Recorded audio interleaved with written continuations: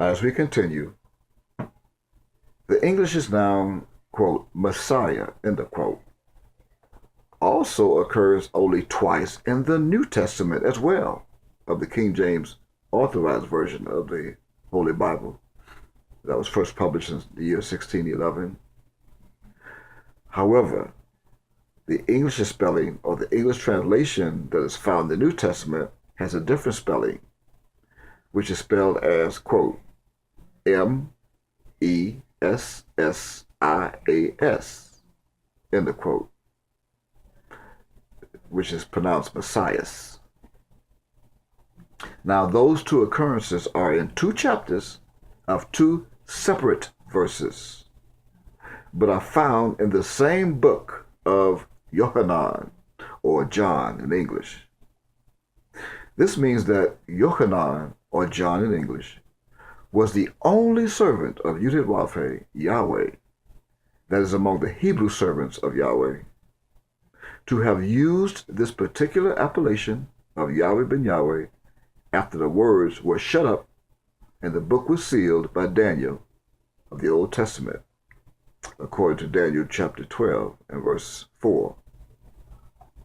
However, when the Greeks transliterated the Hebrew words of Yohanan, or John in English, they used a word of the Greek's idiom that was created from the original Greek characters that is spelled from left to right, me, epsilon, imicron, iota, alpha, sigma, which is pronounced Mykayahweh.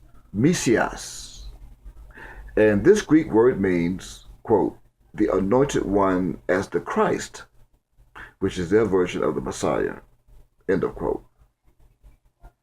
Now, the first of the two places that this word was printed and is found today in the Bible, the New Testament, is in the book of John chapter 1 and verse 41, which reads, quote, he first findeth his own brother Simon, or Simeon, and saith unto him, we have found the Messiah, which is, being interpreted, the Christ, end of quote.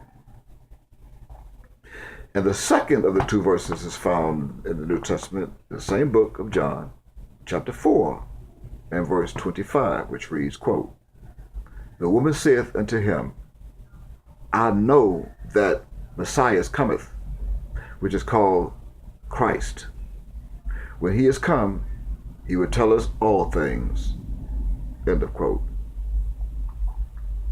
Now, with that said and now read, let us go back for a moment to where this appellation titled, quote, Messiah, end of quote, of Yahweh ben Yahweh is found in the book of Daniel, chapter 9, and verse 26, which reads once again, as I quote, and after 62 weeks shall the Messiah, or MASHIYACH, be cut off, but not for himself. And the people of the prince that shall come shall destroy the city and the sanctuary, and the end thereof shall be with the flood, and unto the end of war desolations are determined, end of quote. Now notice in this verse, in verse 26 of Daniel chapter 9, of the entire passage, that we presented in this testimony, it read that the Messiah would be, quote, cut off, end of quote, but not for himself.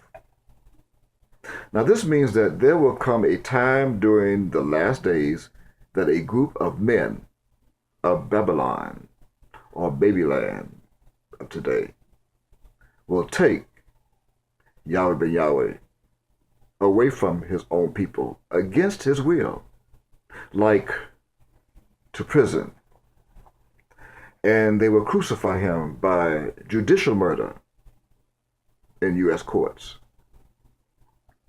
Now, this prophecy was already fulfilled. That event took place on November 7th, the year known as 1990.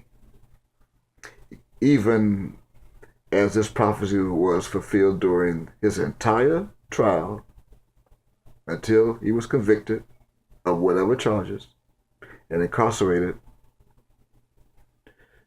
during the 1990s.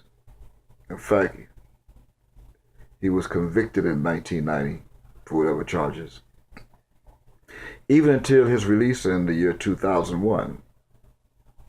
And the, quote, cutoff, end of quote, ensued from his own people until his ascension on May 7th, 2007. Now, this verse of Daniel chapter 9, verse 26, also read that after the Messiah is cut off from his own people, there will be a certain prince that will be raised by Yahweh, even Yahweh Beth Nusafit, Yahweh ben Yahweh, which is one, according to John chapter 10, verse 30. And Yahweh would even name this particular prince. Yahweh himself would name this prince, which is Yahweh ben Yahweh. Yahweh ben Yahweh would teach this prince. He would be taught by Yahweh ben Yahweh. He would be raised by Yahweh ben Yahweh, ordained by Yahweh, the Son Yahweh. He would be circumcised by the very hands of Yahweh ben Yahweh, and spirited by the very power of Yahweh ben Yahweh, his own spirit, just like unto Yahashua, or pronounced Yahushua, for the English's name Joshua. Now you can read those references in the book of Deuteronomy chapter 18, beginning at verses 18 through 22. Also the book of Daniel chapter 12, verse 1, the book of Micah chapter 3, verse 8, and the book of Joshua, the whole chapter of 1, for your study purposes.